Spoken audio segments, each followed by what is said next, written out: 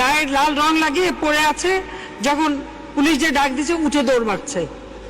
দেখা গেল লাশ দৌড় মারলো মে মাসের 5 তারিখে রাত্রে, অর্থাৎ 6 তারিখে। সেই দিন কোনো গোলাগুলি বা সেরকম কোনো ঘটনাই ঘটেনি।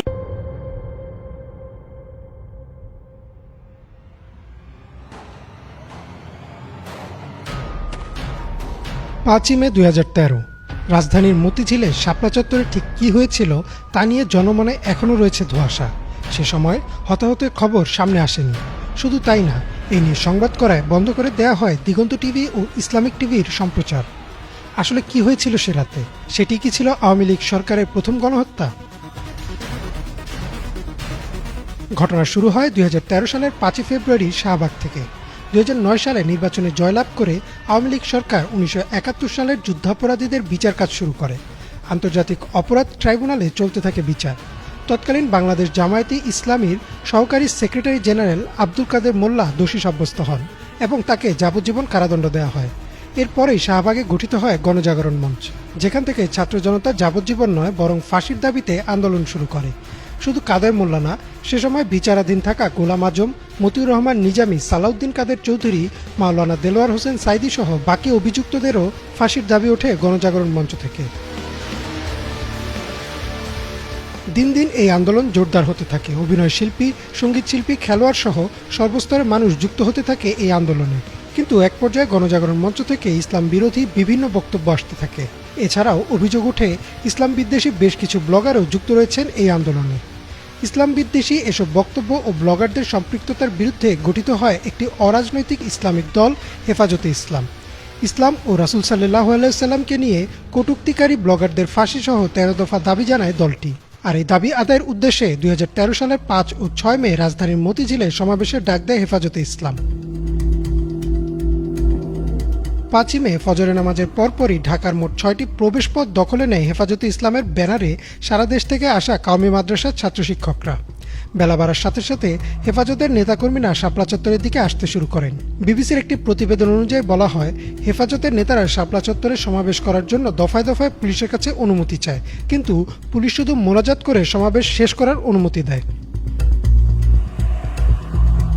নেতাকর্মীরা মিছিল নিয়ে আসতে থাকলে বঙ্গবন্ধু এভিনিউ, পল্টন ও বাইতুল মোকাররমের গেটে আওয়ামী লীগ, যুবলীগের কর্মীদের সাথে সংঘর্ষ হয় হেফাজত কর্মীদের।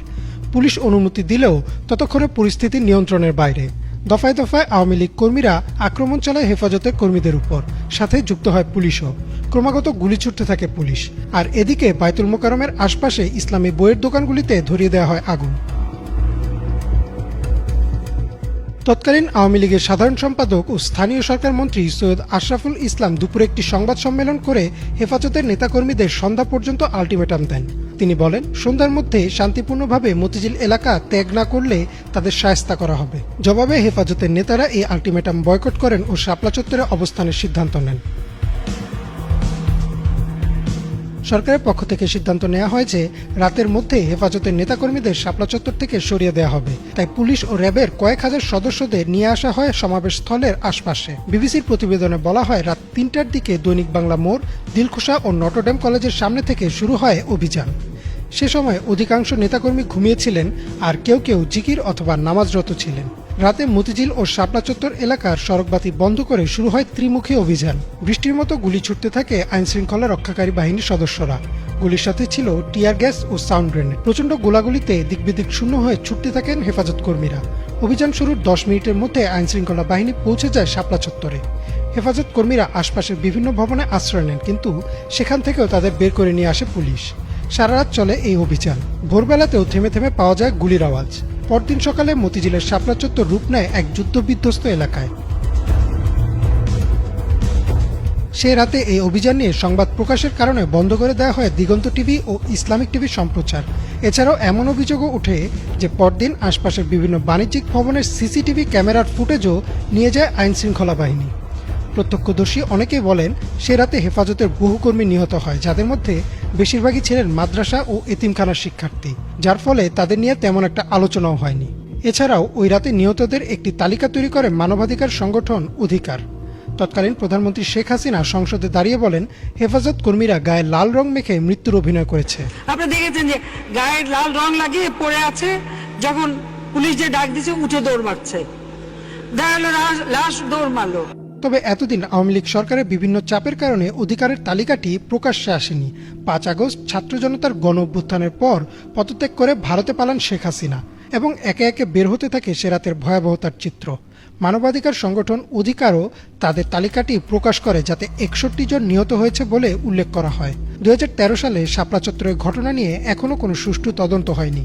নিরপেক্ষ অন্তর্বর্তীকালীন সরকারের অধীনে এবার যদি সে রাতের ঘটনা নিরপেক্ষ তদন্ত হয়, তাহলে হয়তো বেরিয়ে আসবে থলের বিড়াল। তখন হয়তো প্রকাশ